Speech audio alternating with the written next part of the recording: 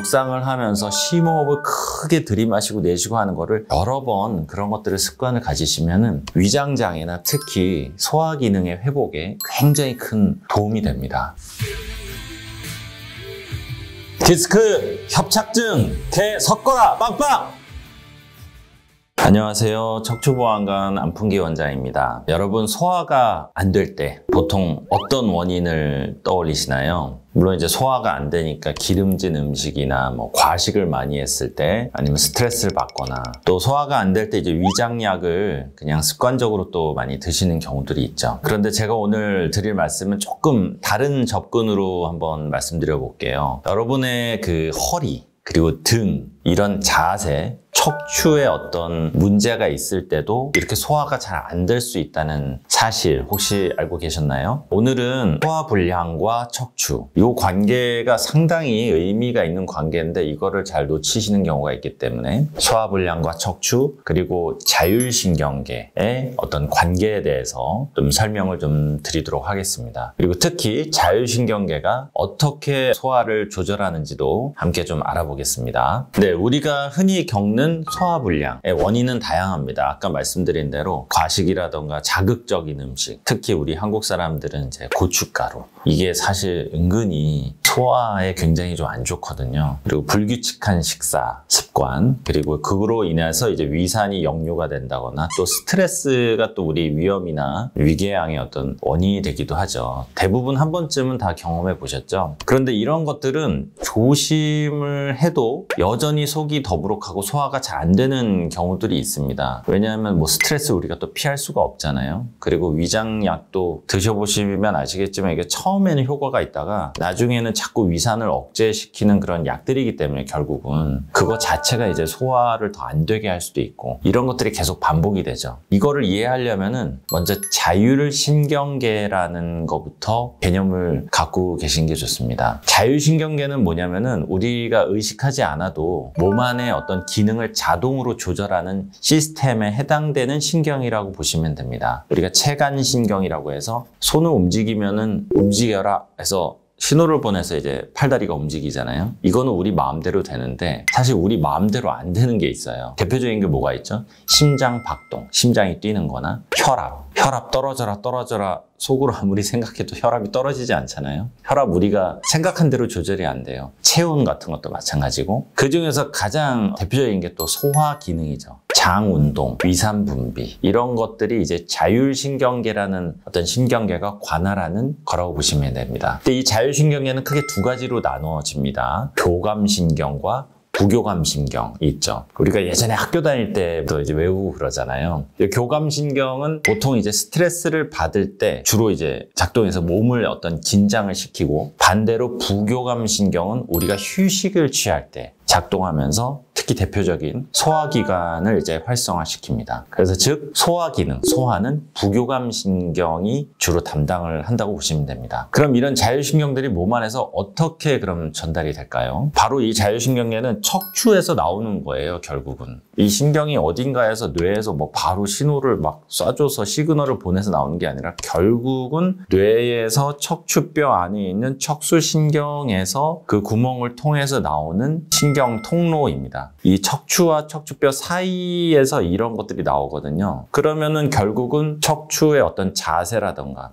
척추뼈 주변으로의 혈액순환이라던가 이런 것들이 다 이 자율신경계에 영향을 미치겠죠. 그것이 다 내장기관으로 연결이 되고 예를 들면 이제 흉추는 우리가 이 등 쪽을 얘기하는 거죠. 5번부터 9번까지 사이에는 위나 간, 췌장 같은 장기와 이제 연결이 돼 있고 흉추의 10번부터 12번은 대장, 신장 이런 하복부 장기랑 또 이어져 있어요. 대장, 소장은 아래쪽에 있다 보니까 허리가 가깝잖아요. 아래쪽 허리랑 관련이 있다고 생각하는데 사실은 우리 장 쪽을 관할하고 있는 자율신경은 이 흉추, 등 쪽에서 나오는 신경가지를 통해서 자율신경계가 관할한다고 보시면 됩니다. 그래서 결국 우리가 나쁜 자세, 특히 거북목이라던가 등이 굽은 자세 그리고 의자에 이렇게 구부정하게 앉아있는 습관들, 이런 것들이 결국은 이 교감신경을 계속 자극을 하게 되죠. 몸이 계속 긴장 상태에 머물게 합니다. 그러면 우리가 휴식 상태에서 활성화되는 이 부교감신경이 이 소화 기능을 관여하고 그 역할을 해줘야 되는데, 자세가 안 좋으면 자세 안 좋음으로 인한 스트레스나 교감신경의 항진이 결국은 소화 기능을 약하게 만들죠. 그래서 속이 더부룩하게 되거나 위산이 더 증가가 된다거나 이런 것들이 반복이 되는 겁니다. 그래서 실제로 척추에 불균형이 있는 분들은 위장장애, 변비, 역류성 식도염 이런 것들을 가지신 분들이 많아요. 그래서 모두 그렇진 않지만 자세가 안 좋거나 측만증이 있거나 이런 분들이 아무래도 소화가 안 되고, 소화가 잘 안 되다 보면은 그게 다 교감신경의 항진으로 이루어진 거기 때문에 신경도 좀 예민해지고 여러 가지로 이제 사는 데 있어서 스트레스를 또 많이 받게 되시는 거죠.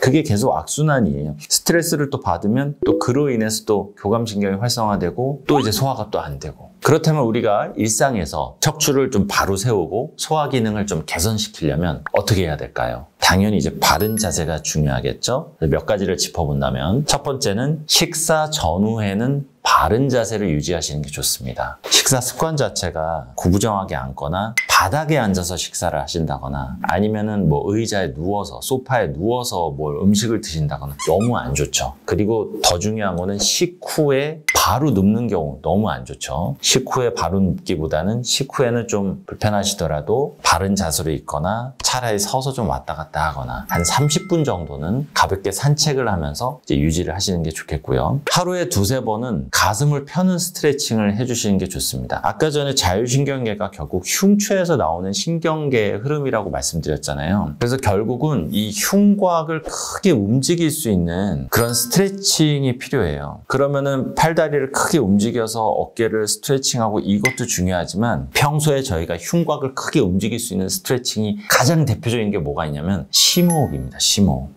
숨을 크게 들여마셔서 폐를 충분히 팽창시키고 충분히 이렇게 좀 쪼그라들게 하고, 이럴 때 갈비뼈와 갈비뼈 사이에 늑간이라고 하죠. 이 간격이 벌어지면서 신경이 지나가는 통로들이 확 열리죠. 그리고 또 이제 닫았다가 열었다가 하면서 척추 신경이 지나가는 통로 사이에 혈액순환도 도움이 되고, 이런 것들이 다 부교감 신경을 활성화시키고 소화기관을 돕는 그런 기능이라고 보시면 돼요. 묵상을 하면서 심호흡을 크게 들이마시고 내쉬고 하는 거를 계속 하루에도 여러 번 그런 것들을 습관을 가지시면은 위장장애나 특히 소화기능의 회복에 굉장히 큰 도움이 됩니다. 그리고 앉아있을 때는 의자를 항상 끝까지 엉덩이를 밀어놓고 허리를 세우고 흉곽을 크게 벌려서 하는 심호흡, 이런 쪽으로 척추의 자세를 잡아주시는 게 굉장히 중요하겠습니다. 이런 어떤 작은 습관 하나하나가 척추를 보호하고 자율신경계를 안정화시켜서 소화 기능까지 이제 좋아지게 만듭니다. 그래서 오늘 요 말씀드린 걸 좀 정리해서 좀 말씀드리면, 척추는 단순히 그냥 뼈, 몸을 잡아주는 어떤 기둥의 역할만 하는 게 아니고 신경의 결국 통로예요. 신경이 지나가는 통로고, 그 통로가 잘 유지가 되는 자세를 해야 우리 내장기관의 기능을 바꿀 수 있는 그런 어떤 중요한 요소라고 보시면 되겠습니다. 그래서 속이 자주 불편하시고 그렇다면 약만 계속 드시고 이러기보다는 여러분의 자세,